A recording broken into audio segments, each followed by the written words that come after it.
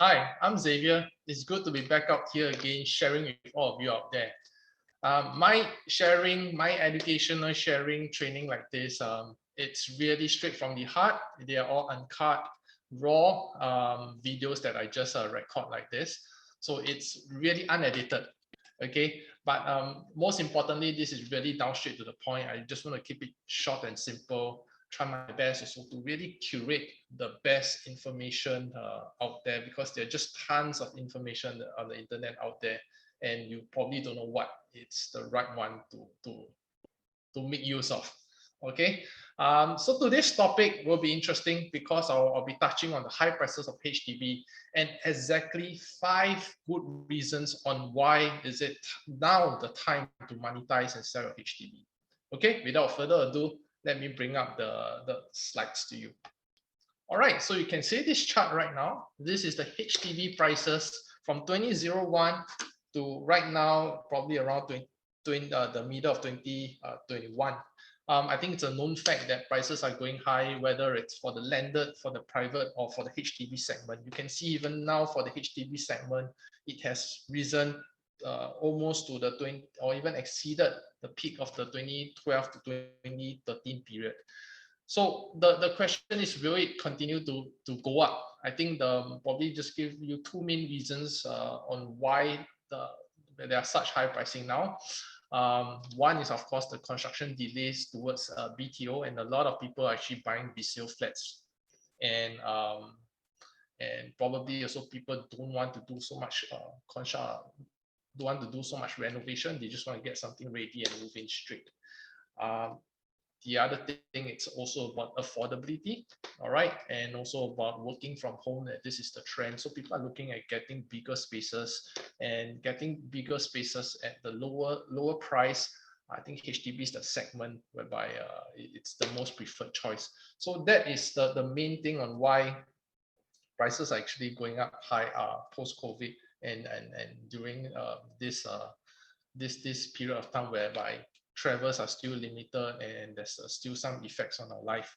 Okay, but bearing this in mind, I think we have to really understand what is this price increase relative to. Okay, so this brings me to point number one.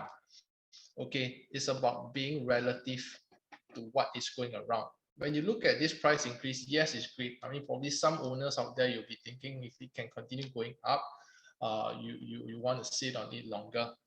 But it's good to know when I put it side by side like this with the private market, then you realize that the price increment is actually very insignificant.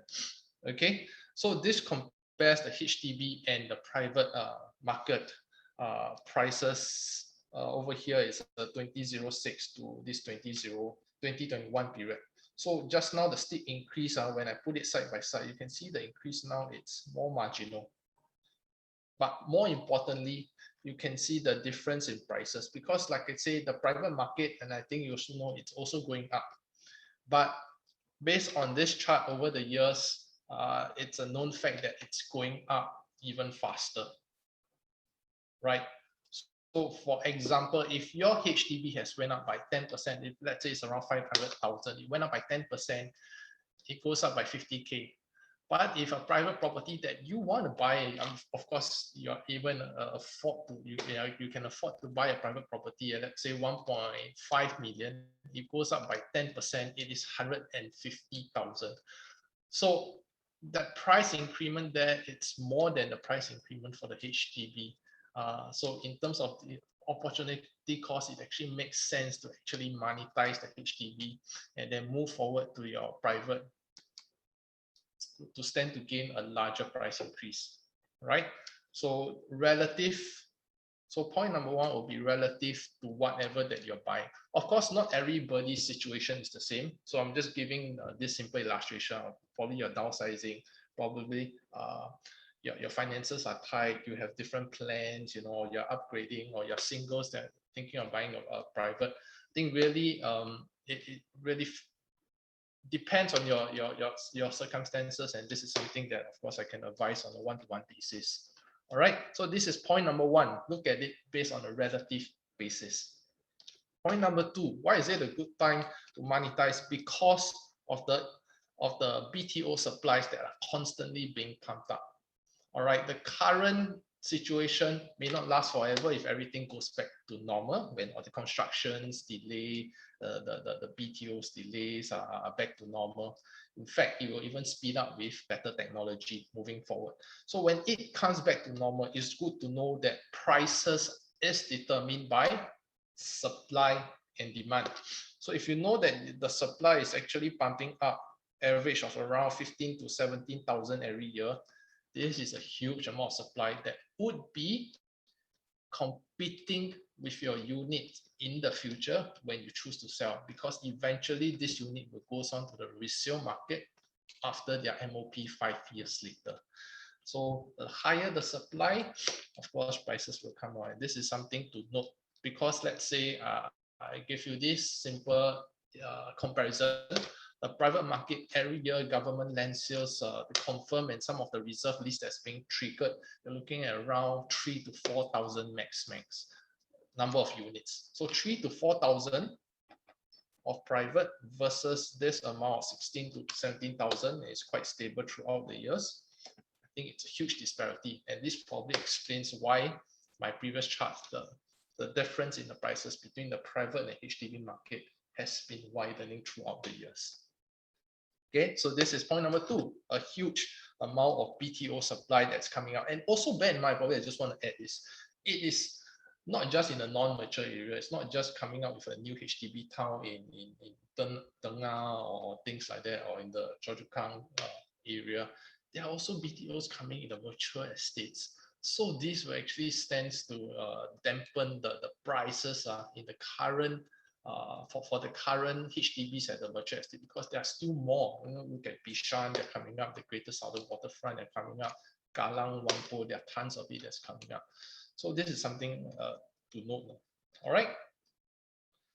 And point number 3, it's the number. So it's in relation to the BTO, but it's also good to know that there are a lot of units coming up in the next year, even in this current year, that's going to finish serving their 5 years MOP. So this is huge, 25,000, 31,000. When this unit comes out on the market, in fact, maybe one of them is your unit, you know that you're competing with 25 to almost 50,000 people that are going to sell their flat.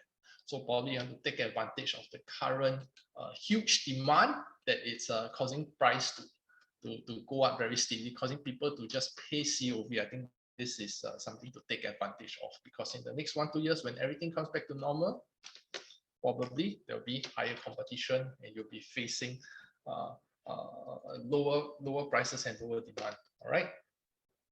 So point number 4, this is something important that you will not get to see on a daily basis, because for us, we are 24/7 on the market.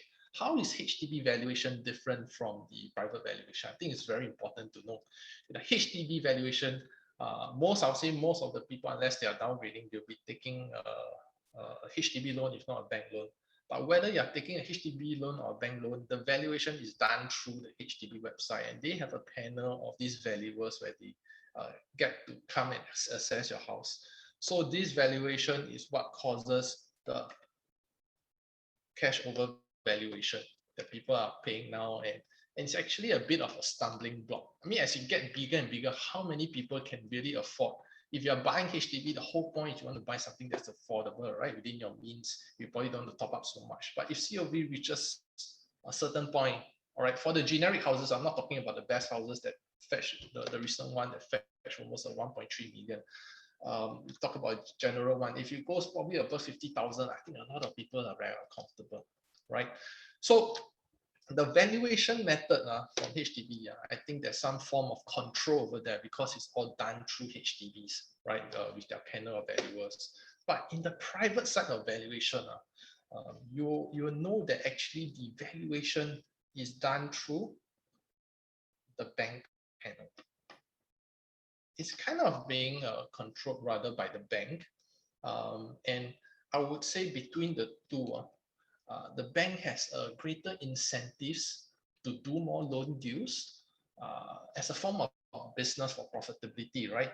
So they want to at least match as much valuation as possible so that they can take in the loan, right? So it causes probably prices to go up more easily, because let's say if the valuation of this house is 1.5 million, but if the buyer bought it at 1.55, I think there's a larger incentive, and it's something that's more private for them to control, right? It's within their own means to match the 1.55 valuation, so that the buyer feel at ease. They don't need to pay cash over the valuation. They can get full 75% loan over this 1.55 mil. But as compared to HDB, I mean, if it's controlled using a certain matrix, then there will always be a huge COV. And I think it's in the incentive or in the objective of HDB rather to really price their property right, so that it remains affordable. So in this slide, I just want to re-emphasize that higher chance, if you're going to rephrase everything, there's a high chance for COV in HDB valuation as compared to private valuation. So this will really affect the price moving forward. Okay, so that's point number 4.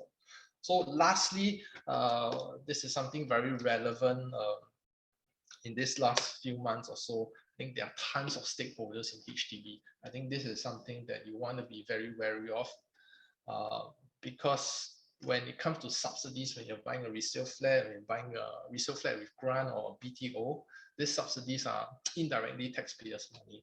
So there are tons of stakeholders, right? They're not talking about this lottery effect, right? This lottery effect.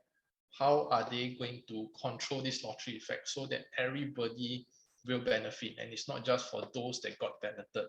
So I think there are many inputs. There are Desmond Lee, our minister in charge, is getting a lot of inputs, but he also said that it's easier said than done, because there are always pros and cons for everything. There are people that say that it has to be repaid, some say that you don't penalize. And of course, even as recent as a few days ago, right, the most of the people are actually asking for the subsidies to be used more fairly, or there should be stricter criteria, and HDB should be meeting its own goals of building affordable housing.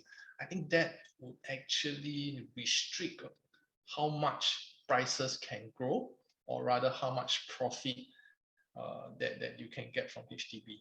So that is the 5th reason on why I think now it's a good time to monetize. Of course, if it's part of the plan, I mean, if you're upgrading, you can afford, then I think it's something that you want to look in. This comes to the end, and thanks for joining me in this session.